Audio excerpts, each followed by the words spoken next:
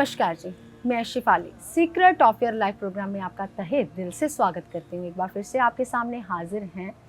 Secret of your life programme का यही मंतव्य है, आपको जीवन जीने की कला सिखाना। तो हम पहले स्वागत कर लेते हैं प्रोफेसर गुरदीप रोड़ा साहब का। प्रोफेसर, ओम नमः शिवाय।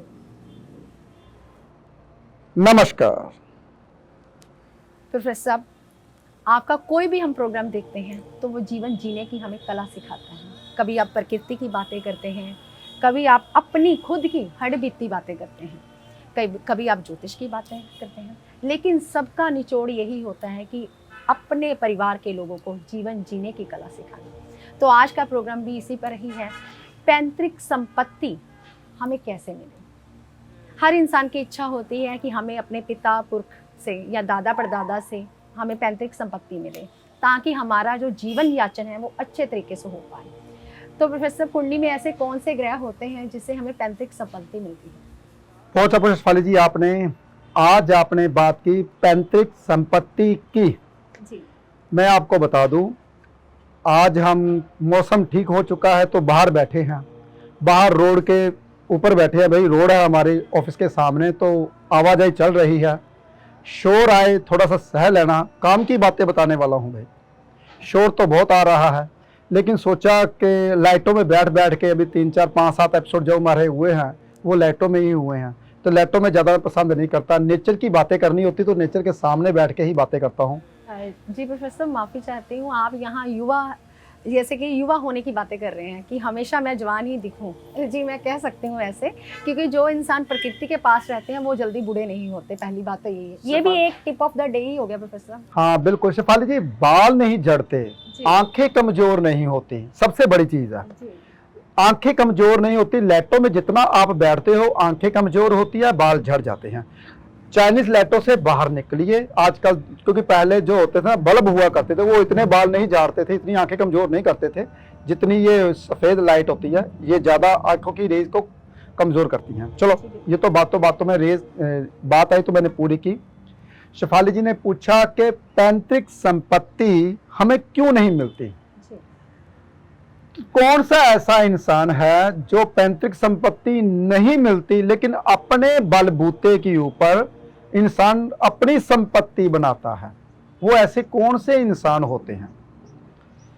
जो मेष राशि होती है, जिसका 1 नंबर राशि में चंद्रमा पड़ा है, सभी बहुत ध्यान से सुन लीजिए, जितने लोग मेरा प्रोग्राम सुन रहे हैं, उसको पैतृक संपत्ति नहीं मिलती। वो अपने बलबूते पर अपनी संपत्ति बनाता है। मेष राशि क्या होती है पता है? जो मेष राशि होती है वो मंगल की होती है। मंगल वाले लोग जो होते हैं वो थोड़े से मतलबी कह सकते हैं।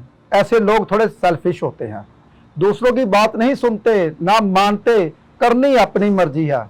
किसी से मोह प्यार नहीं होता, अपने मतलब के लिए किसी के पास जाते हैं, नहीं तो नहीं जाते। बहुत ध्यान से सुनने वाली बातें हैं, ये बातें मेरे अंदर से निकलती हैं जो मैं बातें बताता हूं। और वो किसी का कहना नहीं मानते, अपनी मर्जी करते हैं, और किसी के सामने हाथ तली भी नहीं अड़ते कि मेरे को ये सामान चाहिए, तो कोई उसको देता भी नहीं है। इसलिए जो माँ बाप होते हैं, अगर उनकी दादा परदादा की जो संपत्ति है उसको नहीं मिलते, क्योंकि वो बोलते हैं ये खुश्क बंदा है, ये अपनी मर्जी करने वाला है, अपने बलबूते पे जितना तो वो करता है अपने बलबूते पे कर।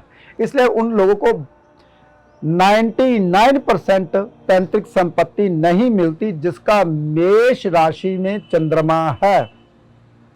देखिए, जिसका चंद्रमा मेष राशि में है, तो जो पैतृक संपत्ति की आस में बैठे हुए हैं भूल जाइए। हाँ, कुछ उपाय होते हैं, जैसे चंद्रमा को उठा के कहाँ पे रख सकते हैं, चौथे घर में पहुंचाना हो तो कुछ 1 साल के लिए जब हम उपाय करवाते हैं, वो अलग बात है। अगर धनु राशि का सूर्य आ जाए, तो उसको भी पैतृक संपत्ति नहीं मिलती, क्योंकि अग्नि राशि का सूर्य खुद अग्नि राशि होता है, तो वो भी अपनी मर्जी करने वाले होते हैं, हठी होते हैं, अपनी मर्जी से चलते हैं और किसी का कहना नहीं मानते। तो इसलिए उनको भी पैतृक संपत्ति कम ही मिलती है। भाई, जिसका धनु राशि का सूर्य है, बहुत ध्यान से जान लीजिए, उनको पैतृक संपत्ति नहीं मिलती। और जिसका शेफाली जी शुक्र मकर राशि का होता है, शनि की राशि का शुक्र आ जाए तो उनको भी पैतृक संपत्ति नहीं मिलती भाई, क्योंकि उनके माँ बाप कहते हैं ये संभालने योग्य नहीं है, ये बहुत जल्दी चीज को इसको अगर दे भी दी तो उसने खो देनी है, इसने गवा देनी है। थोड़े से उसके जो हालात होते हैं माँ बाप को लगता होता है ये बिगड़ा हुआ बच्चा है, इसलिए उसको पैतृक संपत्ति नहीं मिलती। पैतृक संपत्ति का जो घर होता है वो अष्टम घर होता है। अष्टम घर को भी देखना चाहिए। जिसका अष्टम घर बढ़िया हो, अष्टम घर का मालिक अगर लगन में आ जाए, अष्टम घर का मालिक अगर चौथे घर में आ जाए तो उनको पैतृक संपत्ति मिल जाती। भी संपत्ति के घर में ही आ गया तो और भी बहुत सारी बातें हैं, जैसे जैसे शेफाली जी पूछेंगे। ग्रह तो एक ऐसे ग्रह हैं, अगर आप ग्रहों की नेचर को जान गए आप खुद ही पता चल जाएगा कि पैतृक संपत्ति इसको मिलेगी कि नहीं मिलेगी। उसका ग्रह देखिए, मकर राशि का शुक्र बैठा हुआ है, धनु राशि का सूर्य बैठा हुआ है, और चंद्र कहीं मेष राशि का तो नहीं बैठा हुआ। और भी कई योग है, बताते हैं। शेफाली जी के मन में एक और क्वेश्चन आया है। जी प्रोफेसर साहब, अभी आपने ये बताया कि पैतृक संपत्ति ना मिलने के योग्य, मतलब कि चंद्र जो मेष राशि में आ गया, सूर्य जो धनु राशि में आ गया, और जो शुक्र जो है वो मकर राशि में आ गया। ये आपने योग बता दिए हमें कि ना मिलने के योग। और कहीं अगर हम बात करें इन योगों को ठीक कैसे किया जाए, और पैतृक संपत्ति मिलने के योग कौन से होते हैं कुंडली में? बहुत अच्छा प्रश्न शेफाली जी आपने। एक और मेरे मन में बात रह गई। शनि अगर मेष लगन में कुंभ राशि में आ जाए, चंद्र लगन में बैठा हो तो उनको भी पैतृक संपत्ति नहीं मिलती। एक और योग मेरे दिमाग में आ गया बैठे बैठे।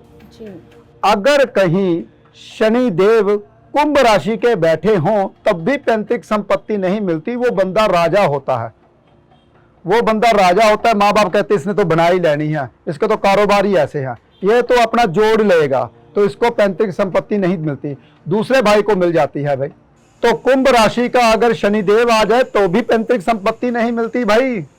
हाँ, अगर किन लोगों को पैतृक संपत्ति मिलती है, अगर कहीं अष्टम का मालिक लगन में आ जाए तो उन लोगों को पैतृक संपत्ति मिल जाती है, लेकिन वो संभाल नहीं पाता।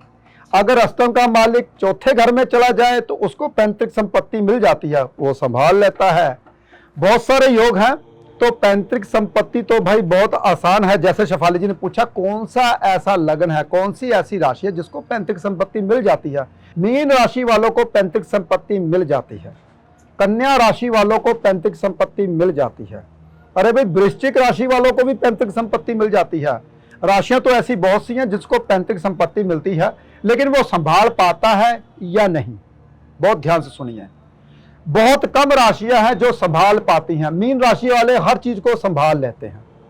और रही बात ऐसे ही बुध की दूसरी राशि है कन्या राशि, वो भी पैतृक संपत्ति को संभाल पाते हैं। और भी कई राशियां हैं, लेकिन वो देखना पड़ेगा कि कौन से घर में बैठा है, कौन से दृष्टि देख रहा है, ये अभी बाकी है। अगर नीच का बैठा है, उच्च का बैठा है, उस घर का मालिक, उनको कौन सा घर देख रहा है।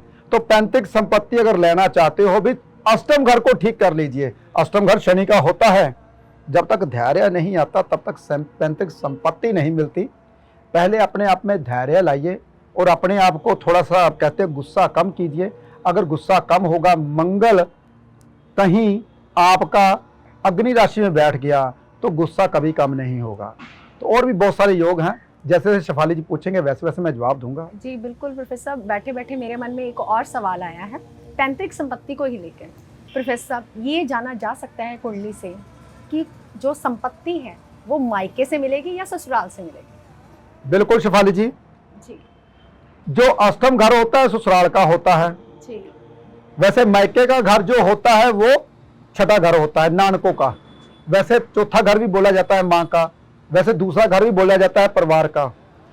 तो अष्टम घर का मालिक कहाँ पे बैठा हुआ है, छठे घर का मालिक कहाँ पे बैठा हुआ है, अगर छठे घर का चौथे घर का मेल हो जाए तो मायका परिवार से पैतृक संपत्ति मिलेगी। जी बिल्कुल। अगर अष्टम घर का और लगन का मेल हो जाए, कहीं चौथे घर की दृष्टि वहां पे पड़ जाए तो ससुराल की ओर से पैतृक संपत्ति मिलेगी। और भी बहुत सारे योग हैं, लेकिन पैतृक संपत्ति को पाना चाहते हो तो सबसे पहले अष्टम घर को ठीक कर लीजिए। अष्टम घर शनि का होता है, कारक उसका शनिदेव होते हैं अष्टम घर के। और जब तक शनिदेव को ठीक नहीं करोगे पैतृक संपत्ति नहीं मिलेगी। जी प्रोफेसर साहब, आपने बहुत अच्छा बताया हमें कि पैतृक संपत्ति के बारे में। लेकिन प्रोफेसर साहब, जाते जाते आप युवा पीढ़ी को क्या संदेश देना चाहेंगे पैतृक संपत्ति को लेकर? जो इंसान चाहते हैं कि मेरे को पैतृक संपत्ति मिल जाए, जी सबसे पहले उसकी आस छोड़ दीजिए। उसकी आस जितनी तरह आपके दिमाग में रहेगी, जब तक उसकी आस जब तक आपके दिमाग में रहेगी, तब तक आप कामयाब नहीं हो पाओगे। जी पैतृक संपत्ति दिलाता है शनि। कहते हैं धैर्य मिल जाए, जिसके पास धैर्य है उसके पास सब कुछ धीरे धीरे मिलता है। तो आपने क्या करना है, 800 ग्राम उड़द की दाल शनिवार को सुबह 8 बजे से पहले पहले अगर देते हो, धीरे धीरे धैर्य आना शुरू हो जाएगा। तो वो बंदा धीरे धीरे ही अमीर बनना शुरू हो जाता है। लेकिन सप्तम घर का अगर शनि बैठा हुआ है या 11वें घर में शनि बैठा हुआ है, तो उड़द की दाल दान नहीं करनी। 10वें घर में किस राशि में बैठा है वो बाद की बात है, लेकिन अगर 10वें घर का संबंध 11वें घर के साथ है, उसके साथ बैठा हुआ है, तो उड़द की दाल दान नहीं करनी। सप्तम घर का और 11वें घर का बहुत सारी बातें बताने वाली होती हैं। और आज पैतृक संपत्ति के ऊपर शेफाली जी ने पूछा, मैंने आपको बहुत डीपली ग्रहों के बारे में समझाया और योगों के बारे में भी समझाया। और शनि धैर्य दिलाता है, मैंने उपाय बता ही दिया। जो इंसान पिता का मान सम्मान नहीं करते, दादा का मान सम्मान नहीं करते, बुजुर्गों का इज्जत मान सम्मान नहीं करते, उनको चाहे कितने भी योग अच्छे बैठे हों, उनको पैतृक संपत्ति नहीं मिलती। अगर योगों को अच्छा करना चाहते हो, अगर आपकी कुंडली में योग नहीं भी है, तभी अपने दादा और पिता के पांव को हाथ लगाइए, इज्जत मान सम्मान कीजिए। तो देखिए, अगर ना भी योग बने तब भी योग बन जाएंगे। जो इंसान माँ बाप की इज्जत सम्मान नहीं करता, उनको पैतृक संपत्ति अगर मिल भी जाती है, वो संभालने योग्य नहीं होता। दिनों में ही, सालों की बात बहुत दूर की है, दिनों में ही उनके हाथ से वो संपत्ति चली जाती है। जी प्रोफेसर साहब, आपने बहुत अच्छे ढंग से आज हमें समझाया कि पैतृक संपत्ति अगर हमें मिल भी जाती है तो वो कैसे हमसे छूट भी जाती है, लेकिन हम घर बैठे हुए ही अपने ग्रहों को शांत कर सकते हैं, गुरु ग्रह को भी ठीक कर सकते हैं, शनिदेव को भी ठीक कर सकते हैं। ये सिर्फ आप कर सकते हैं उपाय कर कर। तो आपने ज़्यादा से ज़्यादा लोगों को ये वीडियो शेयर करना है, क्योंकि ये जो वीडियो है, मुझे लगता है ये हम सब के लिए ये वीडियो है। तो आपके अगर मन में सवाल हैं, ऐसे ही इंटरेस्टिंग और अमेजिंग सवालों के जवाब जानने के लिए हमारे चैनल को लाइक करें, सब्सक्राइब करें और शेयर करना बिल्कुल भी ना भूलें। हम जल्द ही अगले एपिसोड में आपसे मिलेंगे। फिलहाल आज के लिए इतना ही। ओम नमः शिवाय।